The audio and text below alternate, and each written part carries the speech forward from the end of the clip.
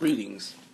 After class today, one of your fellow students came up and asked the question, gee, this seems like a lot of confusion. What does a company do when they're involved in interstate commerce and they have this issue of nexus? What do they do? So the real answer works like this. In general, what a company will do is they'll analyze in which states are they doing business, and that question will be, do they have sales there? Do they have employees there? Do they have customers there?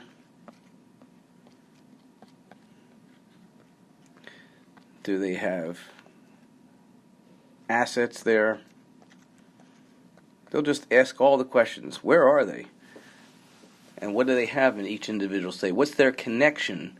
Now, they're not saying nexus yet. They're just saying, what's our connection with all these different states? And how is it our connection? So they would answer the questions of, what are they doing in the state? They'd answer the question of, with whom are they doing it?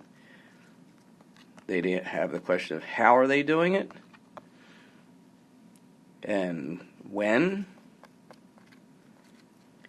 They'd ask all the facts. We're dealing in different states. What are we doing there?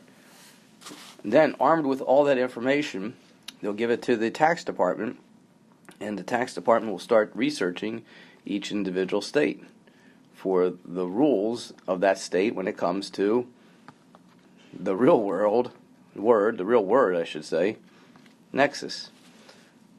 It's a tedious process because of the differences between states. It's arduous, which means it's hard work. And this is why companies like Under Armour, that I mentioned quite a bit, have a whole team of people devoted to nothing but state tax issues to make sure that they are in compliance with all the various states. Now, the research works like this. First, they will do the original research using websites of the various states, looking at the actual law, using sources that might be authoritative sources or even just sources written by companies that sell books on state law for a living. And then, after they're done, and this is my approach to it, after they're done with the original research, what I usually do is I usually then make a phone call to speak to the state. And what I try to do is find somebody there who really knows what they're doing. And based on once I find that person, I tell them what my research showed, what I believe the conclusion to be, and the right approach. And although I don't necessarily get a written opinion from them, because they won't do that normally, I do at least get some confirmation as to what I found out. Should they tell me something different, I'll record that on a piece of paper, whom I spoke to, when did I speak to them, what did they tell me. I'll record that in case I rely on that to do something different than what my research showed.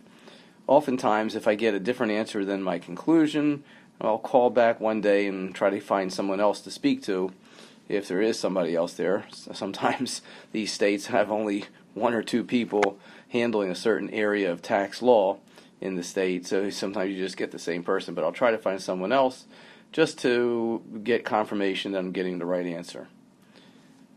Big job.